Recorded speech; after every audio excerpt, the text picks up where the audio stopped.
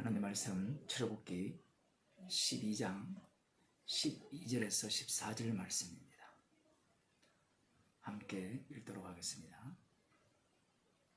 내가 그 밤에 애굽 땅에 두루 다니며 사람과 짐승을 물어나고 애굽 나라 가운데 처음 난 것을 다 치고 애굽의 모든 신에게 벌을 내리리라. 나는 여호와로라. 내가 애굽 땅을 칠 때에 그 피가 너희의 거하는 집에 있어서 너희를 위하여 표적이 될지라.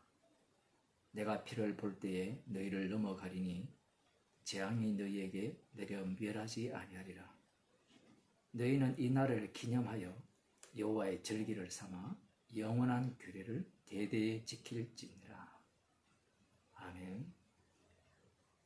6월절 날 여호와 하나님께서 애굽의 땅을 치실 것을 말씀을 하시고 계십니다.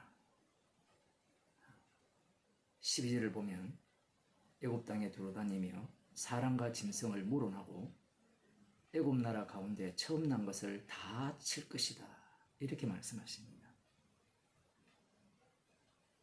사람의 첫 번째 태어난 자를 장자라 하죠. 장자들을 다 죽일 것이라고 말씀하시고요. 또 이 동물들도 처음 태어난 것들은 여호와 하나님께서 다 죽이실 것을 말씀하십니다. 이걸 달리 표현하면 심판하신다는 말씀이죠.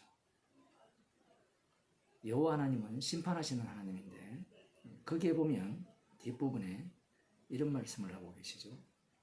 애굽의 모든 신에게 벌을 내리리라. 여기에서 나오는 벌이라는 것은 그 히브리어 단어로 심판하다라는 말씀이죠. 내가 애굽의 모든 신들에게 신들을 심판하리라. 이 말씀을 하고 계시는 거예요.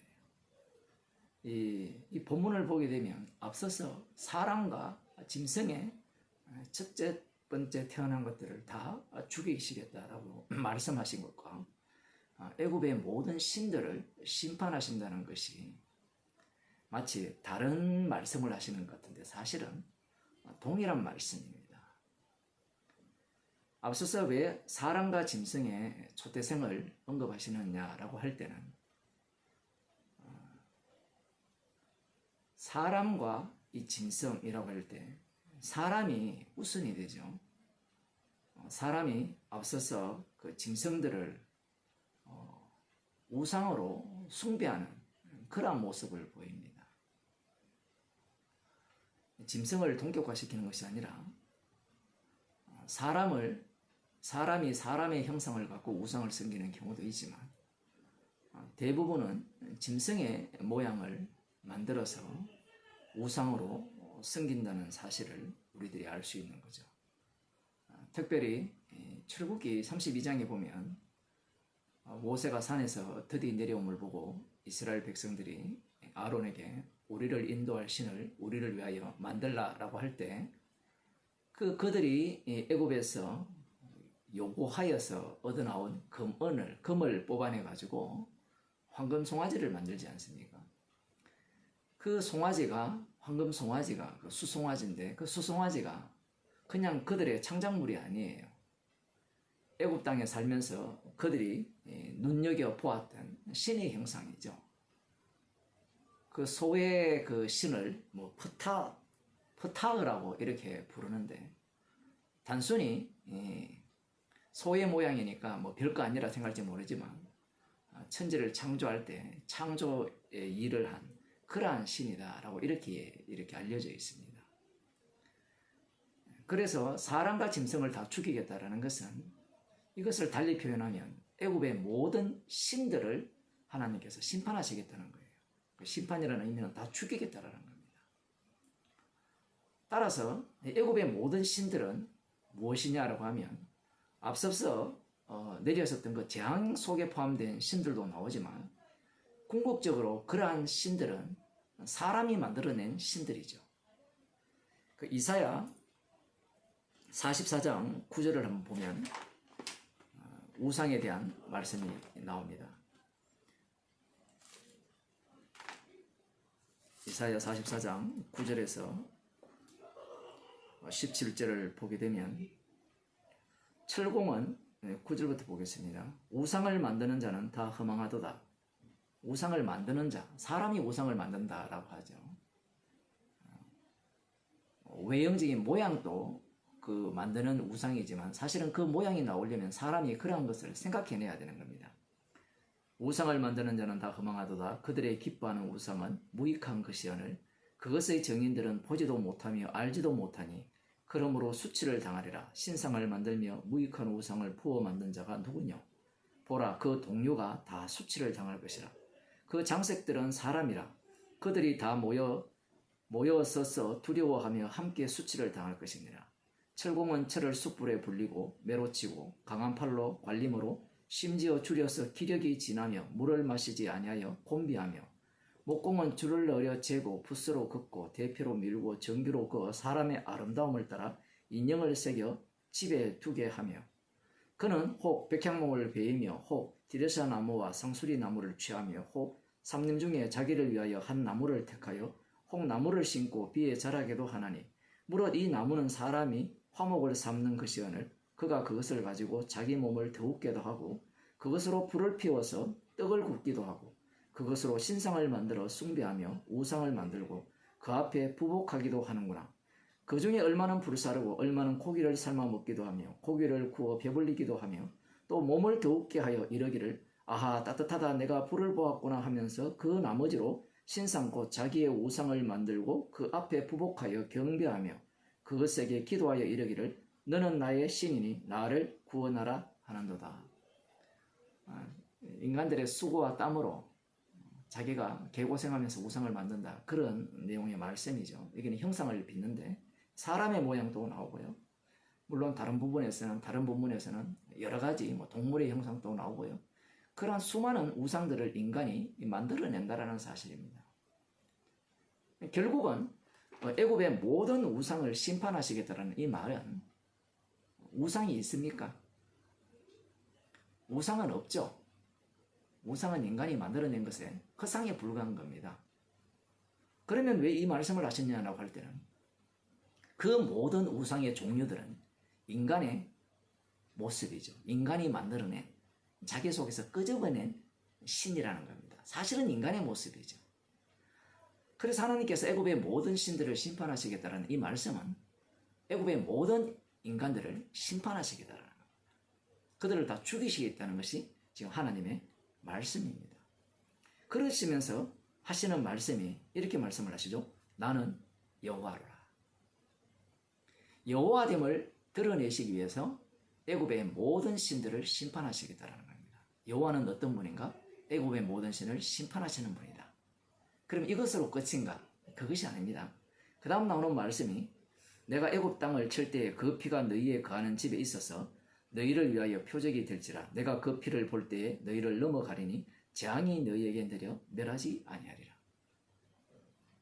본래 그 6월절 어린 양의 피가 문설주 이렇게 문지방 이쪽에 발리지 않는 집은 다 하나님께서 장자를 치시겠다라고 하시는데 원래는 다 그 모든 애굽에 있는 모든 집안의 장자들 그리고 짐승의 초태생을 다 하나님께서 죽이시는 것이 원래 하나님의 뜻입니다. 그게 여호와예요. 그런데 피가 발린 집에는 사람의 장자도 죽지 아니하고요. 동물의 초태생도 하나님께서 죽이시지 않겠다라는 게 지금 여기에서 하시는 말씀입니다. 그 피가 표적이라는 거죠. 그 피를 보고 그 집은 내가 넘어가겠다. 그래서 6월절이라고 이렇게 명칭이 되는데 하나님께서 지금 이 내용을 이제 이스라엘 자손들에게 알려주시죠. 모세를 통하여서. 자, 그러면 앞서서 말씀하신 애굽의 모든 신들을 심판하시겠다라는 이 말씀과 피를 보며 넘어가겠다라고 이렇게 하신 말씀을 이스라엘 자손들이 볼 때 이 하나님께서 애굽의 모든 신들을 심판하신다는 이 말씀을 끌고 들어와야 피의 의미를 알 것인데 애굽의 모든 신들을 심판하시겠다는 이 말씀을 빼버리고 피가 이 문 입구에 발려지면 이 죽음의 사자가 우리 집을 넘어가서 장자가 죽지 않고 우리는 산다.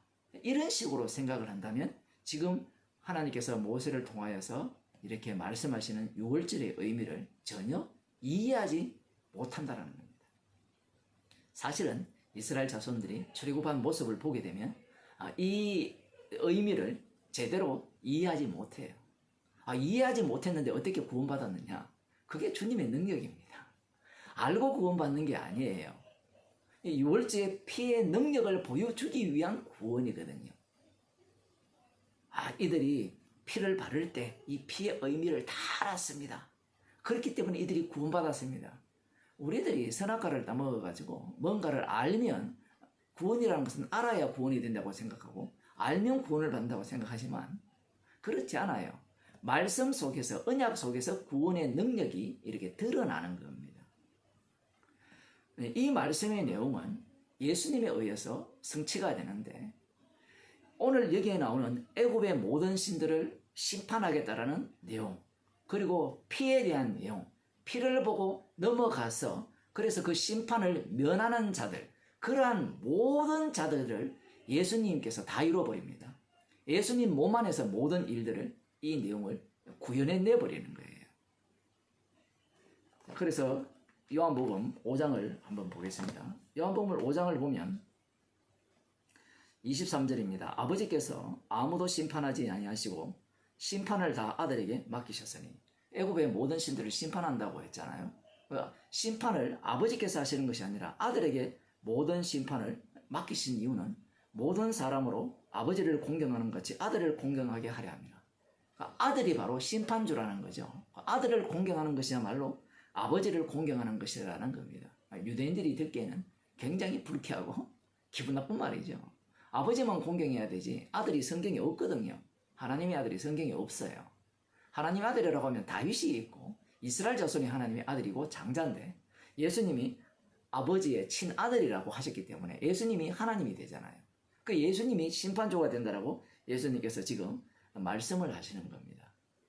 자, 그러면서 인자됨을 인하여 27절에 보면 인자됨을 인하여 심판하는 권세를 주셨으니 이를 기이 여기지 말라. 무덤 속에 있는 자가 다 그의 음성을 들을 때가 오나니 선한 일을 행한 자는 생명의 부활로 악한 일을 행한 자는 심판의 부활로 나오리라. 여기에 선한 일, 악한 일이 나오는데 인자됨을 인하여 심판하는 권세를 가져요. 예수님이 유월절 어린 양이 되시죠.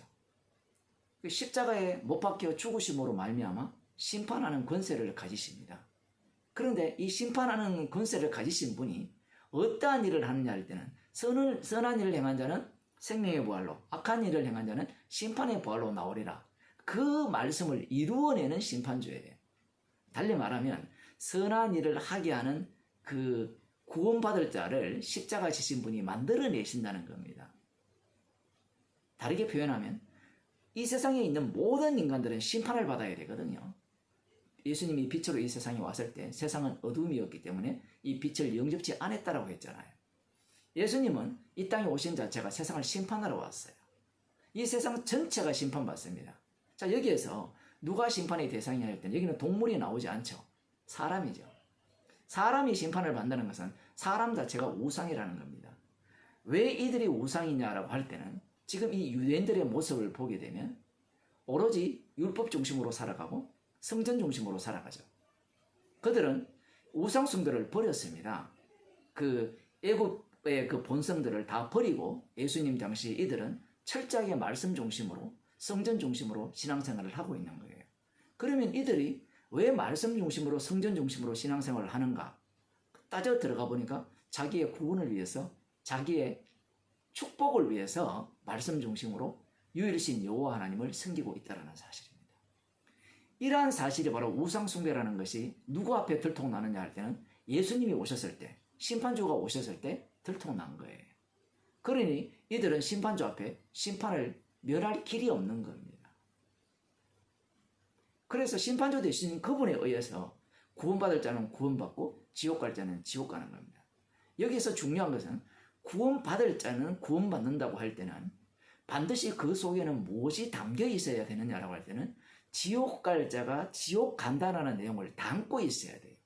오늘 우리가 출애굽기 12장 12절에서 14절을 봤지만 그 애굽의 모든 신들을 심판한다라는 내용을 깔고 있지 아니하면 이 문인주의 피를 바른 그 의미를 전혀 파악하지 못한다는 거예요. 무슨 얘기인가 하면 그 내용에 빠져버리면 우리는 피를 발랐기 때문에 구원 얻었다가 되고요. 그러나 애굽의 모든 신들을 심판한다는 말씀이 들어와 버리면 이 피의 그 심판이죠. 유월절 어린 양의 심판 속에 자기가 함께 합류당하여서 심판받아 멸망당했다라는 겁니다. 그런데 멸망당했는데 대신 죽으신 분이 이 멸망당한 자를 멸망시키시고 새롭게 살리신다는 겁니다. 그들이 바로 새롭게 만든 하나님의 아들이죠. 그 일을 예수님께서 이 땅에 오셔서 십자가로 성취를 하시는 겁니다. 따라서 성도 속에는 항상 이 두 가지 요소가 담겨 있어야 돼요. 우리는 선한 일을 행한 자는 생명의 부활로 나온다고 하니까 나 예수 믿고 구원받았어요. 오늘 기독교가 대부분 그러하죠. 구원은 중심이니까. 그러니 십자가 신앙을 아예 노골적으로 모독합니다. 조롱하죠.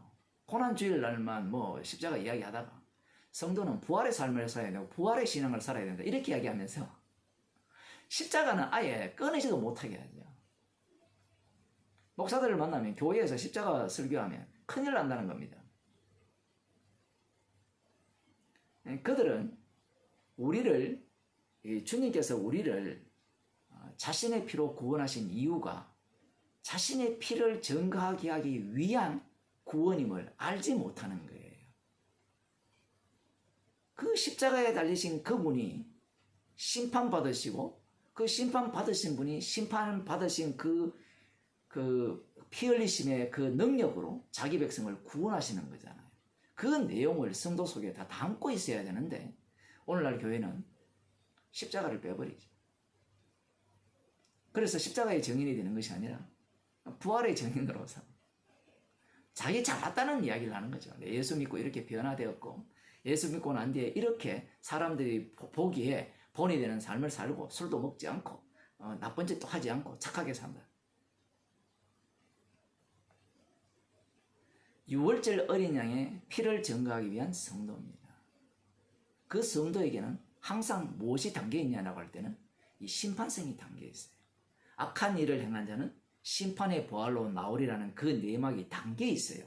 그래야만 십자가라는 자체가 의미가 있어지고 피 흘림의 공로가 돋보이게 되는 겁니다. 기도하시겠습니다. 하나님 아버지, 애굽의 모든 신들을 심판하신다는 그 말씀이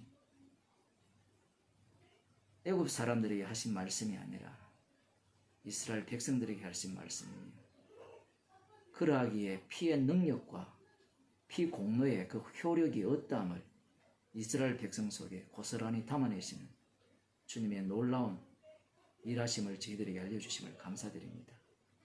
우리의 육체 가운데 주께서 주님의 십자가의 피 능력을 고스란히 담아서 주님의 심판성과 그 용서하신 그 은혜성을 날마다 우리의 육체 가운데 드러내게 하시는 그 은혜 속에 살게 하심을 감사드립니다.